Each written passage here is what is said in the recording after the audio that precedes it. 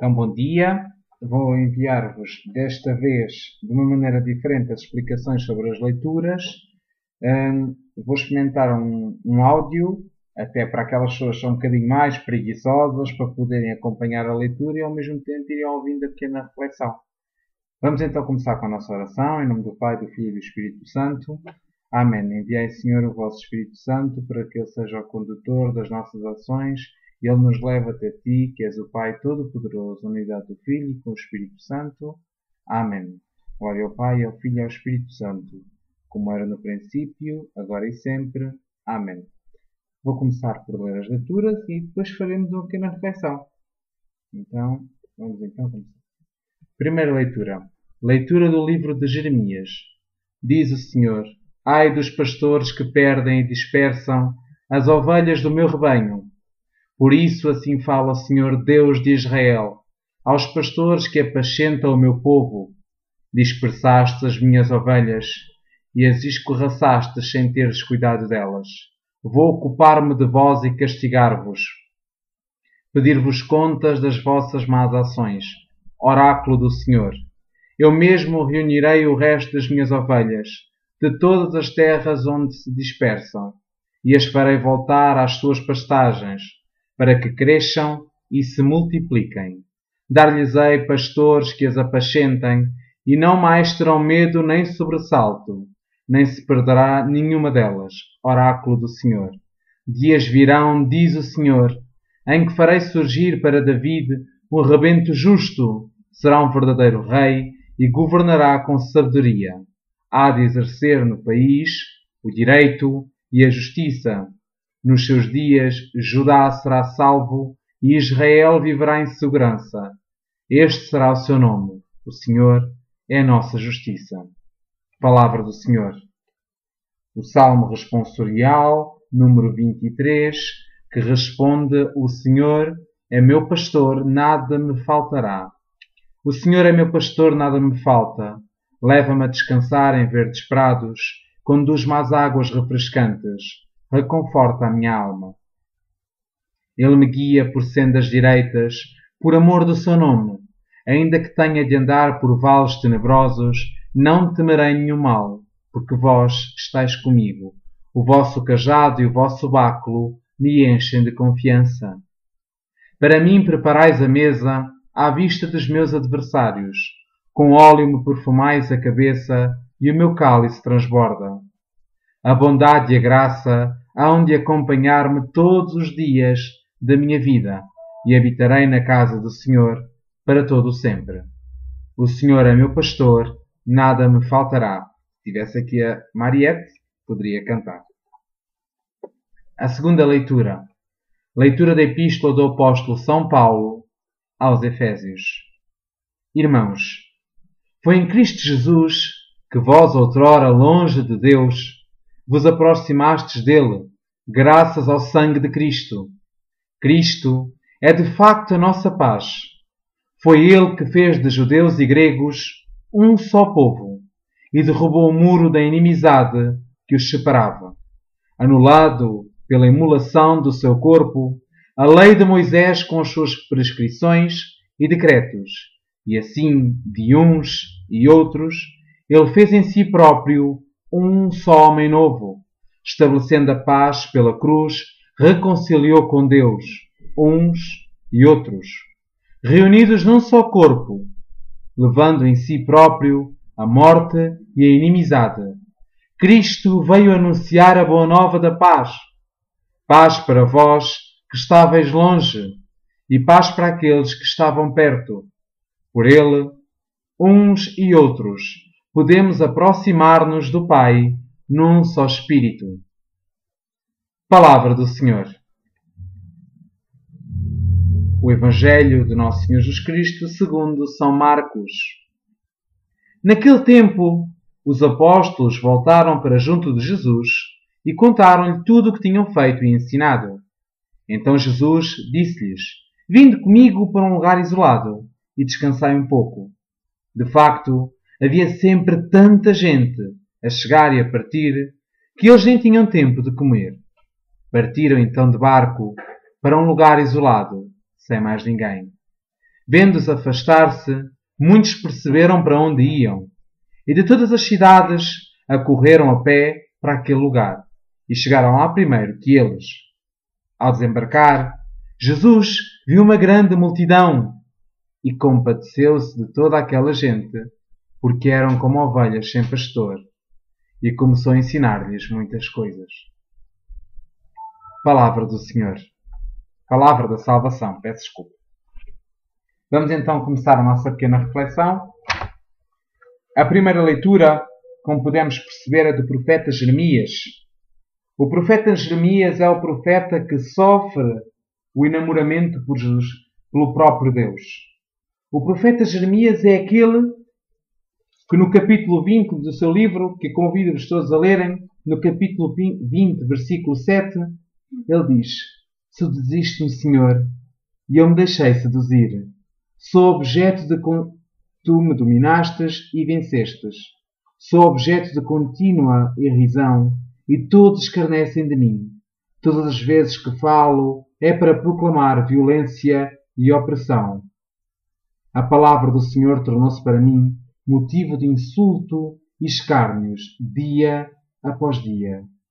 A mim mesmo dizia: não pensarei mais nele, não falarei mais em seu nome.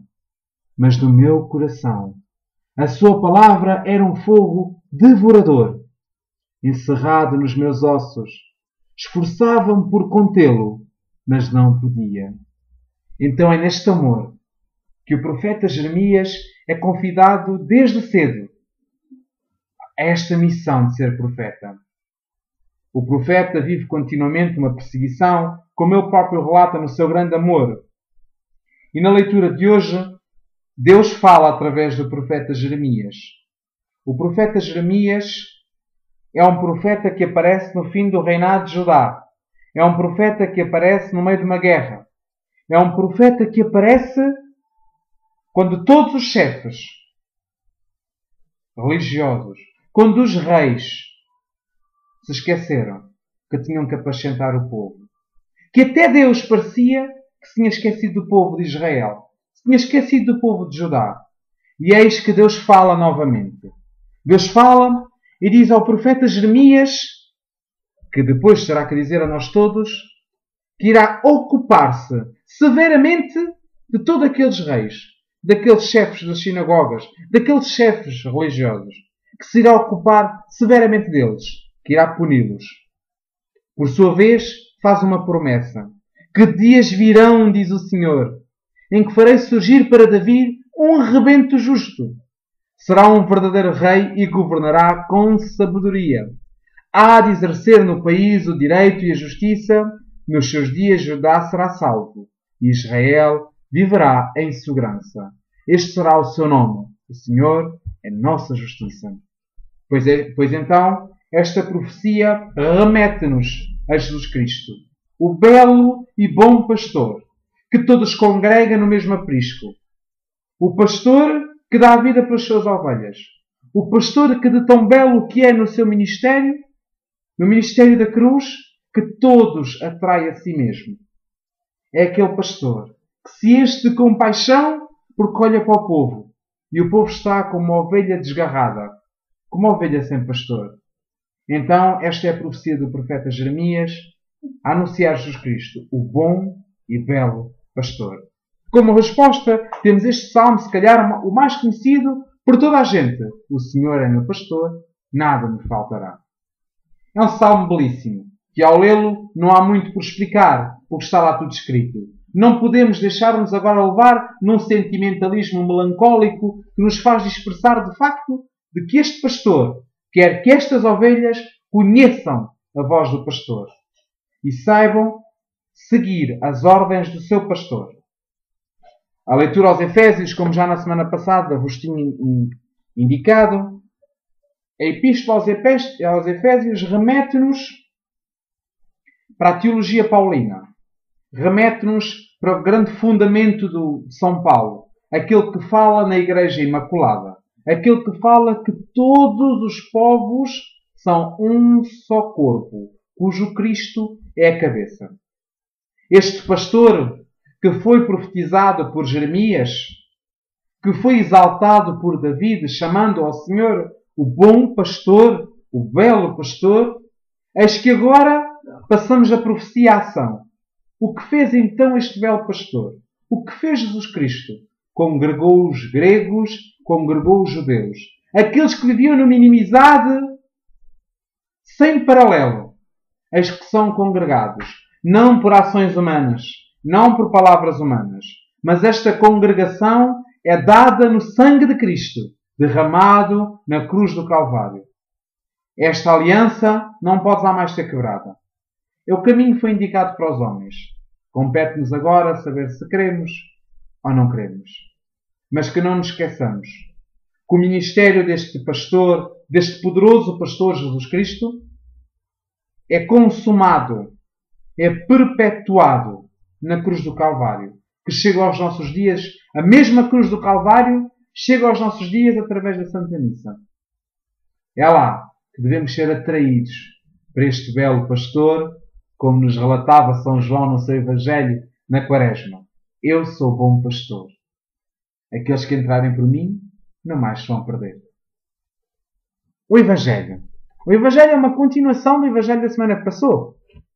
Na semana passou, podemos recordar que Jesus escolhe os 12. Escolhe-os e envia-os na missão. Diz a eles para não levarem nem dinheiro, nem pão, nem alforje, para não levarem 2 túnicas, para não levarem nada. Irem apenas cegamente na confiança daquele que tudo providencia. Irem na confiança daquele que de facto é a promessa realizada. De facto, os apóstolos não são mais nem são menos que estas ovelhas que seguiram o pastor e que depois vieram a ser pastores, como nos relata o Evangelho de hoje. Depois de terem eles exercido o seu munus de pastores, voltam para junto de Jesus. É engraçado perceber que a missão parte de Jesus e termina em Jesus. É engraçado perceber que a missão do cristão tem que começar em Jesus. Tem que ser a dilatação de Jesus no meio do mundo e tem que caminhar e encerrar-se sempre em Jesus. Por isso, a festa do cristão, quando há conversão de alguém, quando alguém volta para Jesus, não se pode basear em um sorriso meramente humano. Mas é uma alegria, cujo São Paulo nos convidava há 3 semanas atrás, sede alegres. Uma alegria que vem de Deus. Uma alegria que tem que ser depositada no regaço de Cristo. Foi o que fizeram os apóstolos. Cansados, vieram contar ao Senhor que tinham feito e ensinado tudo o que Jesus lhes tinha dito. Jesus olha para eles, vê neles a fadiga humana. Vê neles o cansaço. Então surge o convite. Vinde comigo para um lugar isolado e descansai um pouco. É este Jesus que diz em São Mateus: vós que estáis cansados, vinde até mim, que eu vos aliviarei. É este mesmo Jesus que convida então os apóstolos. Vós que estáis cansados, venham a mim. Venham que eu vou vos aliviar. Para um lugar isolado. É bom perceber que depois da missão temos que nos recolher isoladamente com Jesus. Na Europa toda se vive nestes tempos um tempo de férias. É preciso reconhecermos que há um tempo para tudo. Há um tempo para o descanso. O descanso é necessário. O descanso é essencial ao género humano. E eis que Jesus é o próprio, como se ele quisesse instituir o descanso. Eis que ele o institui novamente. Como já o fizera nos 10 mandamentos, e descansarás neste dia. Eis que agora lhes diz, olha, venham comigo. O descanso tem que ser feito em mim. É preciso também nós sabermos que o descanso não pode nos levar a uma azáfama de passeios, a uma azáfama de atividades, em que ficamos mais cansados naquela semana ou naquele mês do que o ano inteiro de trabalho. Porque aí não fizemos férias. Arruinamos o nosso descanso. O nosso descanso tem que caminhar para este lugar isolado, para o deserto de Deus. Este descanso deve nos convidar a poder entrar numa igreja num dia das nossas férias, entrar lá, sem hora para entrar e sem hora para sair. E contar tudo ao Senhor. Olha, Senhor, de tudo aquilo que tu mandaste fazer. Olha que eu fiz isto. Olha, sabes, Senhor, isto aqui não correu tão bem. Este é o convite. Depois continua o Evangelho. De facto, havia sempre tanta gente a chegar e a partir que eles nem tinham tempo de comer. Partiram então de barco para um lugar isolado, sem mais ninguém. É de perceber que a humanidade procura Jesus Cristo incansavelmente. E que para isso Jesus precisa destes apóstolos. E para isso Jesus precisa destes novos pastores. Que chegam a não ter tempo para comer. É importante nós percebermos o tempo que estamos a dedicar à evangelização. O tempo que estamos a oferecer para a propagação do reino de Deus. É importante perceber isto. É muito importante nós cristãos, nós católicos, incutirmos isto na nossa vida. Que a fé não é um apêndice da nossa vida. A fé é como a pele do nosso corpo. Ela está intrínseca a cada um de nós. Depois, continua o Evangelho, vendo-os afastar-se, muitos perceberam para onde iam. De todas as cidades, acorreram a pé para aquele lugar e chegaram lá primeiro que eles. Bom, vede quantas vezes nos deparamos nós que o povo chega primeiro a todo lado do que aqueles que têm algum ministério para exercer. Nós temos que saber ler, de facto, a fome que o povo tem de Deus. Nunca, como agora, o povo viveu tão carente de Deus. O povo simplesmente, o mundo, vive ofuscado por um prazer efêmero, que hoje é, amanhã já não é nada. Compete-nos a nós dar um prazer sólido, um descanso sólido. Compete-nos a nós dar ao mundo a esperança, dar ao mundo a fé, dar ao mundo a caridade. Compete-nos a nós deixar de profecias e começar a ser testemunho. Paulo VI dizia, estamos cansados de profetas. Hoje precisamos de testemunhas. Também nós hoje. Às vezes chega de falarmos em Facebooks, em blogs, em jornais e Jesus é bonzinho. Temos que começar a praticar que Jesus é bonzinho. E isto não se pode mergulhar num sentimentalismo, mas tem que passar para algo ativo. Também não devemos cair no ativismo, porque às vezes fazemos tantas coisas para Jesus e não fazemos nada com Jesus. E depois paramos naquela sala onde está Marta e Maria, que o Senhor chega lá e uma põe-se a limpar a casa. A outra imediatamente senta-se para escutar Jesus. E Jesus diz, esta escolheu a melhor parte. Saibamos nós também escolher sempre a melhor parte. Jesus, ao desembarcar, viu aquela grande multidão e compadeceu-se. Na linguagem litúrgica, usa-se o verbo compadeceu-se. Na linguagem bíblica, usa-se o verbo e encheu-se de compaixão. Encheu-se de compaixão ao ver toda aquela gente, porque eram como ovelhas sem pastor, e começou a ensinar-lhes muitas coisas. Bom, eu acho que este Evangelho levei algum tempo a conseguir encontrar o núcleo do Evangelho. E percebe-se que o núcleo do Evangelho é a missão que tem que começar e terminar em Jesus. Percebe-se que o núcleo do Evangelho é, sem dúvida nenhuma, saber que temos que procurar o deserto de Deus. Que saber que temos que dar descanso intelectual e espiritual para abastecer novamente. É importante neste Evangelho perceber que nós caminhamos para esse lugar isolado na barca, que é a Igreja. É importante percebermos que Jesus é aquele que nos vai dar o descanso. É aquele que nos vai aliviar. Mas mais importante que isto tudo é saber que Jesus se enche de compaixão. Nós temos poucas vezes este verbo, compaixão, nos Evangelhos. Temos agora, temos quando Lázaro morre, que Jesus se enche de uma tal compaixão, foi tão grande aquilo que o invadiu, que o Divino Mestre chorou. Depois também ouvimos em São João, antes de lavar os pés aos discípulos, ao saber que chegava a sua hora de passar para o Pai, ele que amara os seus levou o seu amor até ao extremo. Levou esta paixão até ao extremo e lava os pés. É este Deus que nos ama, que se leva até à compaixão, que vai até ao extremo, que quebra as cadeias todas, que não se irrita quando vê a humanidade a clamar por ele. É este Deus que olha para nós. Quantas vezes nós parecemos umas baratas tontas. Nem ovelhas parecemos. Estamos mais para a barata tonta do que para a ovelha sem pastor. É este Deus que pega no báculo da caridade, sopra sobre nós o espírito da fé e dá-nos as palavras da sua boca da esperança.